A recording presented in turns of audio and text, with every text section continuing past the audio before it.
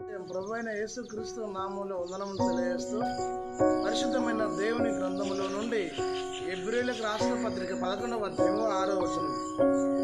విశ్వాసము లేకుండా దేవునికి ఇష్టమైనట్టు అసాధ్యము. అబ్రహాము దేవుణ్ణి నమ్మి విశ్వాసం కలిగి దేవుణ్ణి వెంబడించినట్లుగా పరిశుద్ధమైన దేవుని గ్రంథంలో చూడగలం. విశ్వాసులకు తండ్రి అబ్రహాము. విశ్వాసము కలిగి లోకంలో క్రైస్తవ జీవిత యాత్ర కొనసాగిస్తున్నప్పుడు క్రీస్తుకు మహిమకరంగా నివసించవలసిన వారమై ఉన్నాం. విశ్వాసము కలిగి ప్రభువును వెతుకుతున్నప్పుడు తనను వెతుకు వారికి క్రీస్తు ఫలము దయచేయి దేవుడు అనే సత్యాన్ని గ్రహించలేను.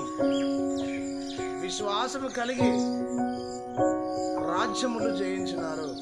విశ్వాసము కలిగి విశ్వాస యాత్రను కొనసాగించారు. హెబ్రీయులకు రాసిన పత్రిక 11వ అధ్యాయం విశ్వాస వీరుల జాబితా మనం చూడగలం.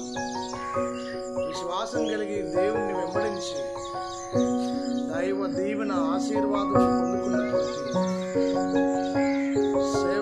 సేవకులు బైబిల్లో మనకు కనబడదు, చూడగలం.